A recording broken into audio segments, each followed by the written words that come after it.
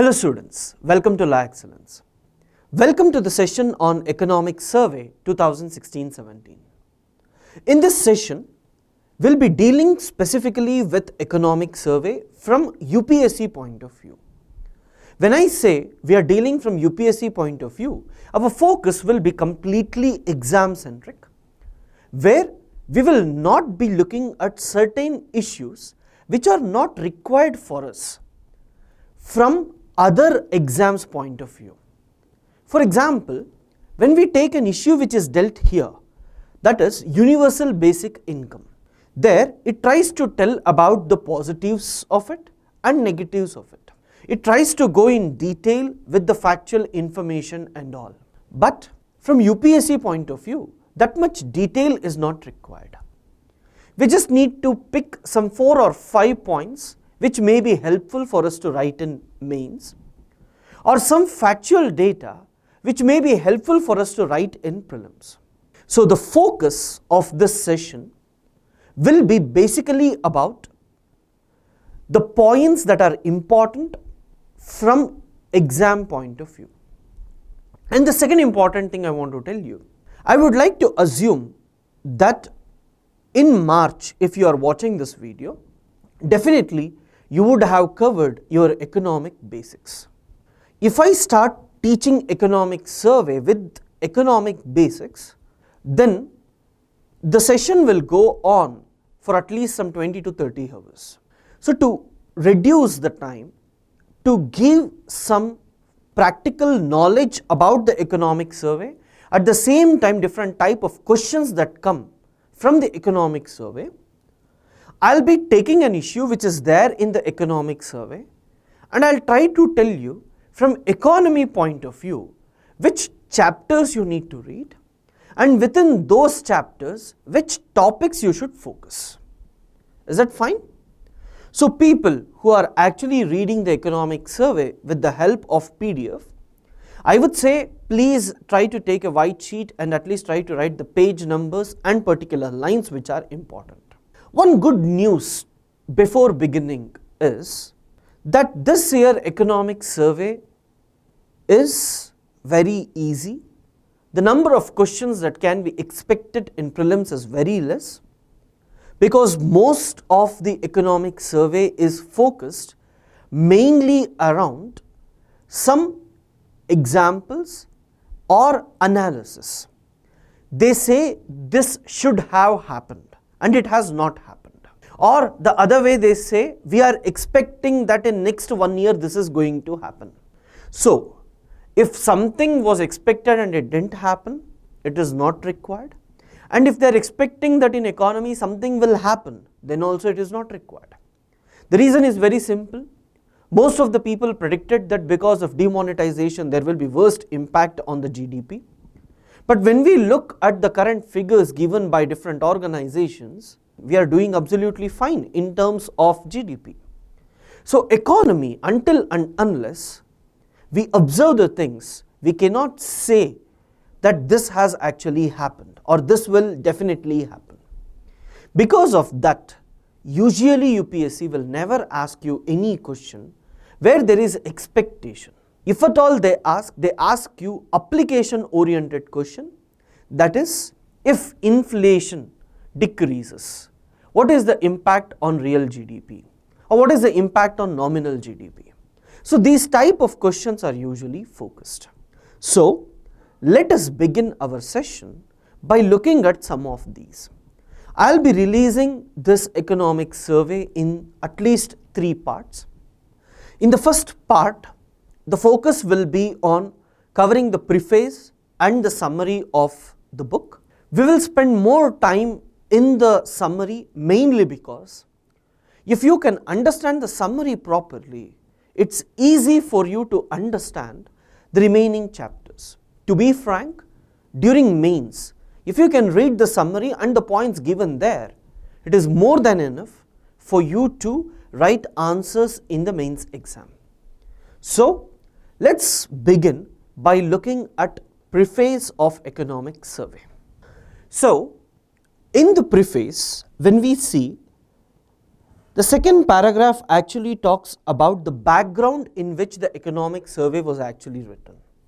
So it says the international developments like Brexit, political changes in advanced economies, they are talking about Trump, and also about the political changes that is happening in a lot of European countries. Two radical domestic policies, that is the GST and demonetization. These four are the most important economic events which has happened in the world. Brexit, because one of the major trade organizations like European Union is under threat. The economy of European Union may be threatened because of Brexit. Trump is thinking about protectionism. He is going against globalization in trade. This is seen as one of the major problems by the economists. GST, which is a very positive measure. Demonetization, from economy point of view, there are some short-term problems and long-term benefits. So these are the backgrounds on which the economic survey tries to analyze. So for us, anything related to these four topics, we should try to read carefully, right? So in your international relations, try to focus on Brexit and also about WTO, globalization, protectionism. In economy, try to focus on GST, and in the economic survey, you can read about the demonetization, right? Then, in the last but one paragraph, we can see there is a statement, India needs not just competitive federalism, but competitive sub-federalism as well. What is the meaning of it? They are saying that India doesn't require only the states doing well, but they want within the states. Sub-federalism, they talk about certain cities, Bangalore, Hyderabad, Chennai, Mumbai, Noida. These cities should also perform much better. And this actually determines the convergence between different states. They say the convergence of different states in terms of trade usually depends upon the competitive sub-federalism as well. So, development of cities and the focus on the economy of that is also very, very important, is the focus of that particular line. In essay, they may give you these statements. So if you need to practice any essay rather than practicing some unwanted topics, if you can write on these essays, it makes more sense, right? So let's move to next page. So in the next page, the second paragraph is important, where in the second paragraph, the focus is actually about convergence within the Indian borders. They say that internationally, even though there are a lot of restrictions put by different states in the name of protectionism, there is some sort of equality between different states. Here they say, or they talk about the GDPs. So if you take United States, the US GDP is around 1 to 2%, whereas India's GDP is around 7%. So the regions or countries which has less growth before, now they are actually seeing huge growth rate like 7, whereas the countries which had huge GDP growth rate before are just seeing 1 to 2%. Due to this, there will be some converging factors coming together. But unfortunately, within India, if we take different states, there is no equalizing. That is, some states are doing fairly well and some states are not doing fairly well. Even though India provides for porous borders between states, this equalizing has not yet been reached. So this is India's paradox, which is actually discussed in this paragraph. There is a specific chapter where the focus is actually about the data regarding this. We will be taking that and I will be showing you the points that you have to write if there is an essay on this question, right? So after this, let us see some 8 interesting facts the economic survey discusses about India's economy in the last 1 year. So let's begin by focusing about the 8 interesting facts about India.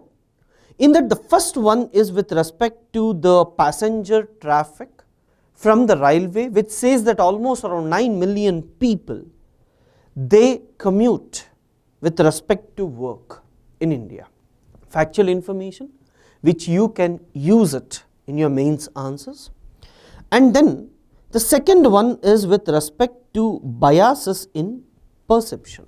Here they try to compare India and China and talk about the world's rating agencies which are biased towards India.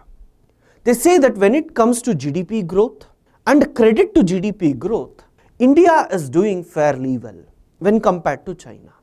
But unfortunately, China is given more priority than India.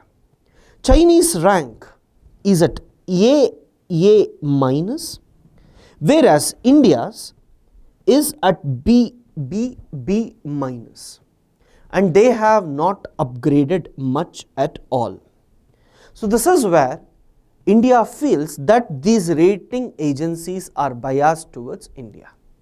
So if at all there is a question, they may ask you with respect to what is credit to GDP ratio.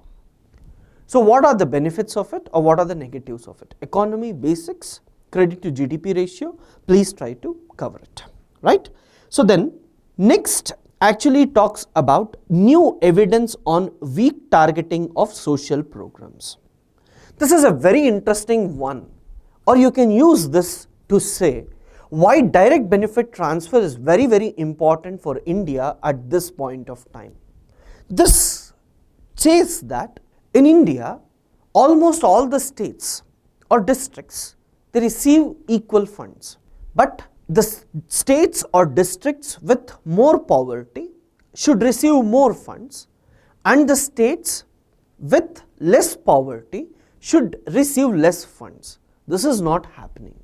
This is what it says. That is, weak targeting of social programs is happening mainly because there is no proper distribution of income or money to these districts on the basis of poverty. So what is happening? In areas where poverty is less, they get more money, and it is given to lot of people who do not fall into the category. On the other hand, in those districts where poverty is more, less money goes, exclusion errors usually happen. So this you can use for DBT. So to remove this impact or to remove the negatives which are associated with weak targeting, DBT can be beneficial.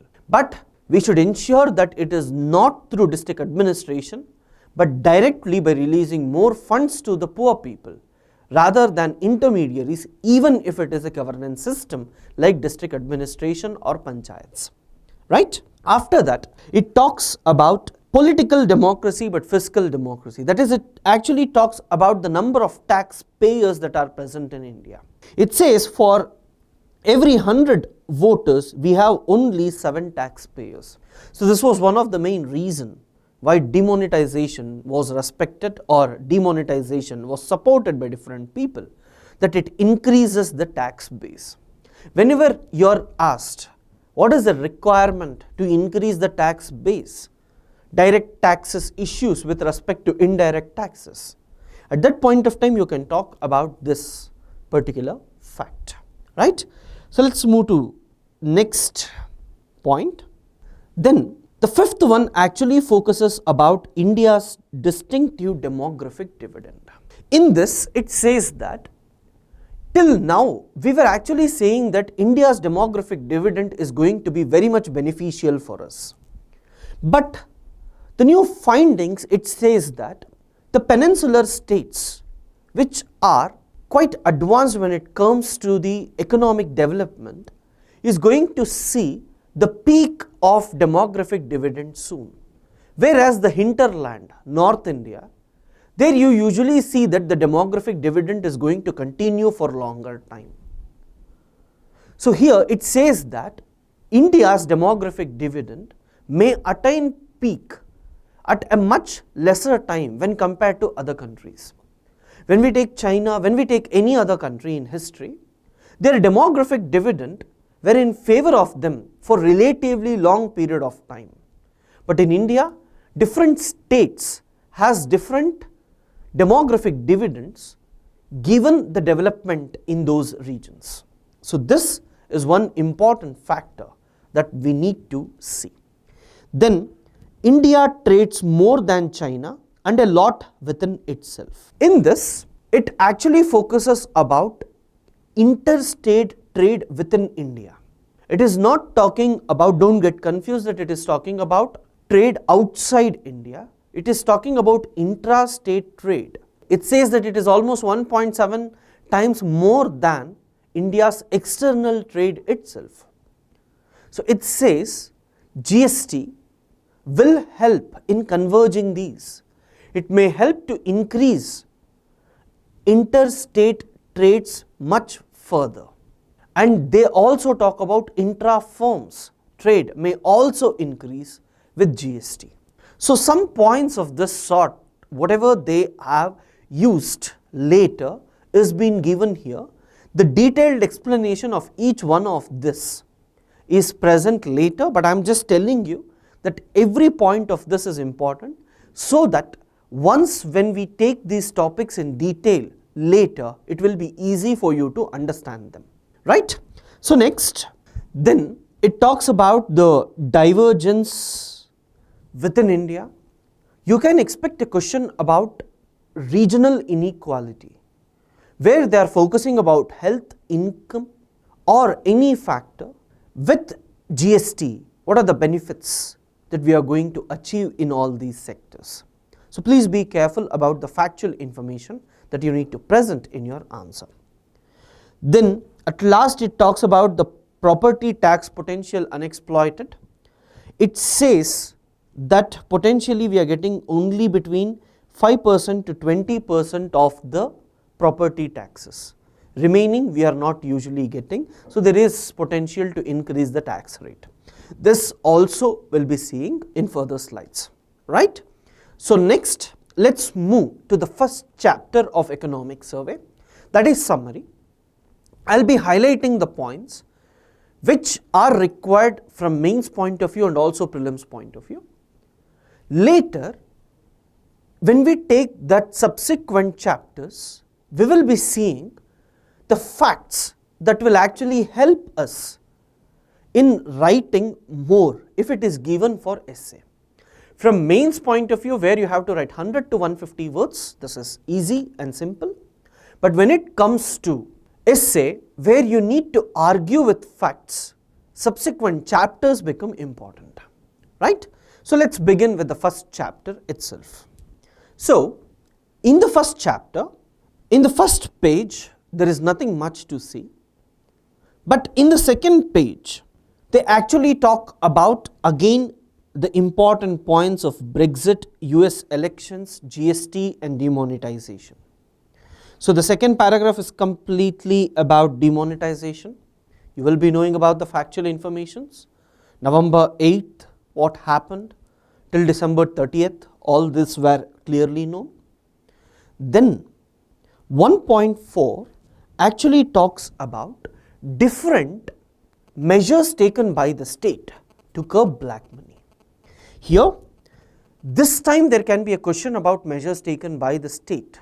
You should not write only about demonetization, but you have to write about other things as well. That is, the special investigation team in the 2014 budget, the Black Money Act 2015, the Benami Transaction Act of 2016, some international agreements with Switzerland, Mauritius and Cyprus, and the income disclosure scheme which came just 3 or 4 months before the demonetization actually took place. All these points are important. In the current affairs session, I'll be showing you with respect to the Black Money Act and Benami Transaction Act carefully this year, because high possibility UPSC may ask questions in prelims as well. But please guys, if you have already read, make a clear note of it. Both in prelims and mains they may ask you. Please try to read about this. Everyone is focusing on demonetization, but related questions can also come. And if there is any related question about it, it has to be these topics, right? So these are important.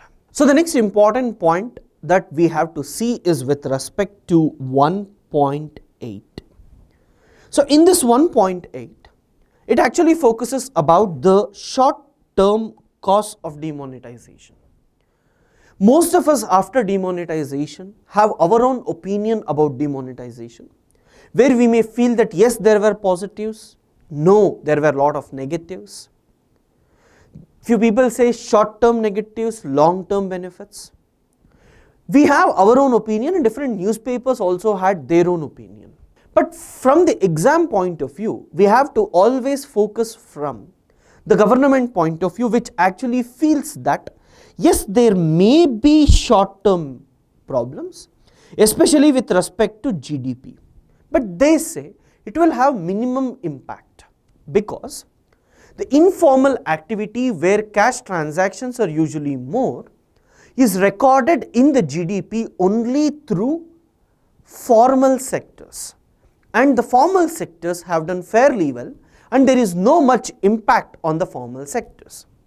So this is why they say that there may be, but it will be very less impact on GDP. And yes, we saw recently that the impact on GDP is very less. They thought it would be short-term problem, but there is no such problem with the recent reports. Then they talk about the long-term benefits in terms of reduced corruption, greater digitalization of the economy, increased flows of financial savings, and greater formalization of the economy, all of which could eventually lead to higher GDP growth, better tax compliance, and greater tax revenues.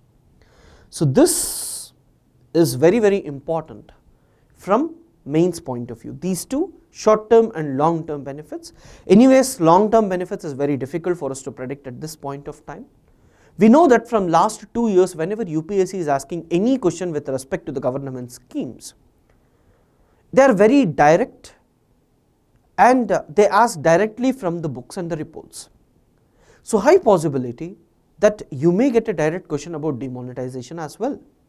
At that point of time, please be careful. Whenever you are giving any judgment, it should not be on the basis of newspapers, but it should be on the basis of the government reports. Because the answer requires some sort of bureaucratic attitude to be presented, which comes only with the help of government books. Right? So let's move on to next page, where in the first paragraph they actually talk about what are the different measures that we need to take to overcome this issue of demonetization. So there they talk about remonetizing the economy by supplying cash, especially in low denomination, complementing demonetization with more incentive compatible actions such as bringing land and real estate into the GST so that the Binami transactions and others may be reduced, reducing taxes and stamp duties to avoid tax evasion by the people, and ensuring that follow up to demonetization does not lead to overzealous tax administration. That is, there should not be tax terrorism or IT authorities creating more trouble to the people. So this is the most important argument given in the book later as well. But if you remember these points from both prelims and mains, it is more than enough. Then it actually argues about GST bill. Along with GST, there are three important measures taken by the government. One is with respect to eliminating or reducing the exit problem. The second is with respect to the monetary policy committee, which is actually set up to look at the RBI activities, especially the monetary policy. Then JAM Trinity, the Aadhaar through the money bill, we usually got some acts being passed so that the legitimacy is there with the government to impose restrictions upon people to use Aadhaar mandatorily for providing any services to the general public. So these were some of the major measures that were taken by the government which has positive effect. So these in detail we'll be seeing later, nothing much is explained here, right? Then In the next page, you can see about the poor standards of the rating agencies which I discussed. They are talking about the credit to GDP ratio and GDP growth of India and China. So please try to read about credit to GDP growth. They may ask you any question about it. That is, if credit to GDP increases, it's good for the economy, it's bad for the economy. What are the implications of this? These type of questions can come. So please be prepared with that. Then in page number 5, there is something with respect to the state capacity in delivery of some of the major components, especially improving the public service delivery. They give examples about different states which are actually good in different sectors. For example, Chhattisgarh is good in distribution of PDS, whereas Madhya Pradesh is good in incentivizing the agriculture.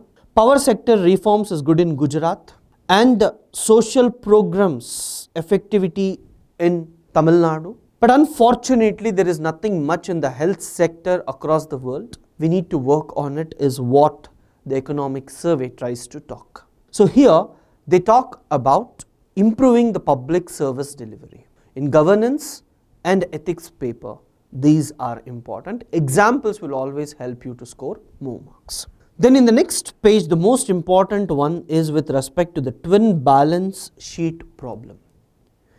Banks are not in a position to give more money, mainly because of NPAs which are there.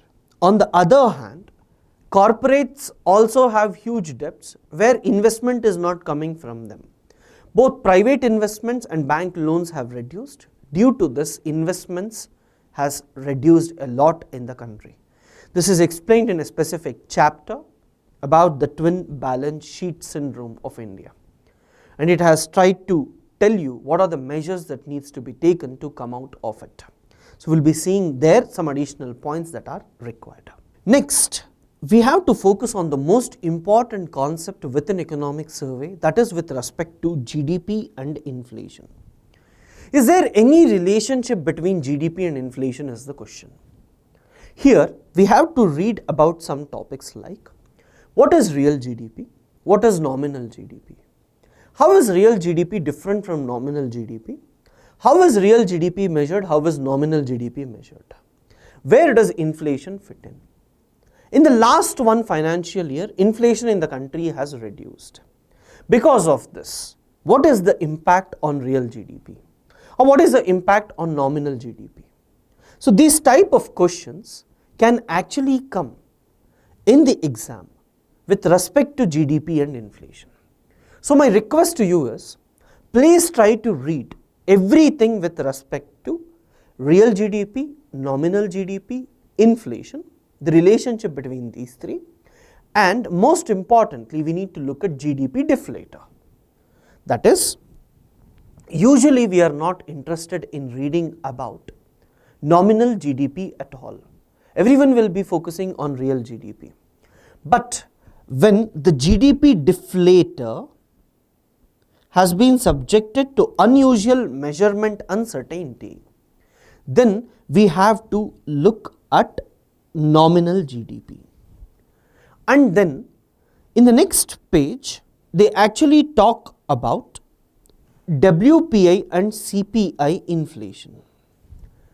I want you to see why in India there is a wedge between WPI and CPI inflation. That is, WPI inflation is usually at negative and CPI inflation is usually positive. If I take this as CPI and this is WPI, the difference between the CPI and WPI is huge. It is almost around 5 to 8. Whereas usually the difference between CPI and WPI has to be not more than 1%. That means there is some calculation issues. It may be with respect to base year, it may be with respect to weightages which are actually given for CPI and WPI. So there they may ask you, if WPI is low and CPI is more, what may be the factors which would have led to this? Is it because of more taxes? Is it because of more transportation costs? Is it because of more middlemen? Or is it because of different weightages given to different articles? So this becomes important for you. So please be careful. This chapter and also economic survey indirectly talks throughout about this wedge between WPI and CPI. So they may ask you differences in calculation method between WPI and CPI. So please go through this carefully once. Then let us see page number 13, where they are talking about outlook for 2016-17. That is what all they are expecting, what is going to happen, all this. Here we need to look at demonetization. They are talking about cash and money and interest rates. I want you to focus on what is M0, M1, M2, M3, all these things. Right? This is very important for us. M0, M1, M2, M3. Please go through this once and see what are the different types of money that is present. Apart from cash, what are the different types of money that is present? Then you can see here they talk about the impact on GDP because of demonetization. There they talk about the calculation. One, with the help of agricultural rabi sowing, will come to know whether there will be any impact on agriculture or not. And it is said that if we look at the weather and other factors, rabi sowing was good, but they are talking about, we don't know about the loans and availability of seeds. So based on that, the final output will be coming. So we are not yet sure about it. Indirect tax revenue as a broad gauge of production of sales, and auto sales measure will actually help us in determining what is the impact of demonetization on GDP. So here in the next page they also talk about the real credit growth and the real estate prices. So all these factors will usually help us in determining GDP, but we need not worry about it much because we clearly now know that there was not much impact on GDP because of demonetization, right? So don't worry about it much. In the newspapers, whenever there is an impact, then we can read about it. Whatever is given here is only assumptions and projections that you cannot use in your answers, even if you are writing in prelims, because by that time, whatever had happened in that quarter will come properly. So in the newspapers, if we can analyze whether there was any impact or not, and then if we can see what were the factors which led for positive impact on GDP, that will be beneficial for us, right? So don't worry much about these things. Again, they are giving the outlook for 2017-18, where they are talking about real GDP, World Economic Outlook released by IMF. That fact is important. Apart from that, nothing much, because they say that because of demonetization, some points might be reduced, or real GDP reduces a bit, nominal GDP reduces a bit. All these are projections, and projections are not important for us, so you can skip this easily. Then the next important issue is with respect to UBI, Universal Basic Income, where they want to give some basic income to 75% of the people. What are the positives of it? What are the negatives of it? Will it make people more lazy, or will it motivate people to work more and come out of poverty? Will it benefit people? If so, in what sense? What is the impact of this on other social programs, on economy? All this is explained in detail. It may be helpful for you to write an essay. It is not required for prelims because the budget and the government has clearly told that they are going to form a committee to look into it and make a detailed study, and then they need to proceed. So it takes time. So don't worry about it. From mains point of view, the points that they have given will be beneficial. In page 24, we have to focus on nominal effective exchange rate and real effective exchange rate. These two topics are important for us, so please try to look at these two carefully from economy point of view.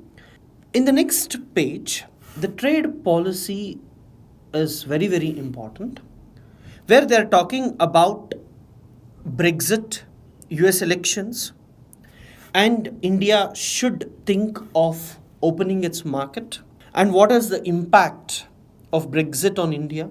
In the next paragraph, what is more important is about the relevance of WTO back again. So, mostly in international relations, they may ask you, because of growing protectionism in the world, can we say that global organizations like WTO, United Nations, and other organizations have got more importance than the regional organizations? That is, with failure of TPP, if TPP goes, RCEP will also not bother much. So, with these things happening, WTO and other global organization relevance have come back. So, this is what they want to focus in this. Then, the most important one is with respect to climate change in India. In subsequent chapters, we'll be seeing what are the measures taken by the Indian government with respect to climate change. And globally, what are the measures and what needs to be read from climate change point of view, environment and ecology point of view, we'll be reading there. Then, in page 27, the focus is on ensuring women's privacy. Here they talk about different measures taken by the government. They also talk about the benefits women will have by being present in households with toilets and the problems they face without toilets. For this, from page 27 till page 29, households with toilets, households without toilets. These headings, if we can focus once, it is more than enough. Self-explanatory, there is nothing much to read. Read once from social issues point of view, right? One, you have to look at the different schemes, and the other thing, what are the benefits for women if they use the toilets, or households with toilets and households without toilets. So, how well they can contribute to the economy, all these factors are given here. If you see this once, it's more than enough. Wherever it is required and explanation is required, I'm spending time. And if I am showing certain lines are important, then that means in those lines, questions may come in prelims. Else, I'm not stressing much time on that, right? So, let's quickly move to the other topic, that is with respect to India's soon to recede demographic dividend. Here I have already told you that they are talking with respect to other countries, and India will be reaching peak soon. And I talked about the southern states. I'll give you some facts which are required. This, just read once for mains. With this, we'll conclude this chapter. If you have any doubts or any queries, if you need anything extra, please feel free to contact me at this email ID. And this is my contact number. Right? So in the next session, I'll be taking 10 chapters at a time, and I'll be trying to show you which are the important factors that are beneficial. Please give your valuable feedbacks on this mail. If there is any personal queries, just let me know. We'll be trying to address it as soon as possible. Fine? Thank you guys. Thanks for watching.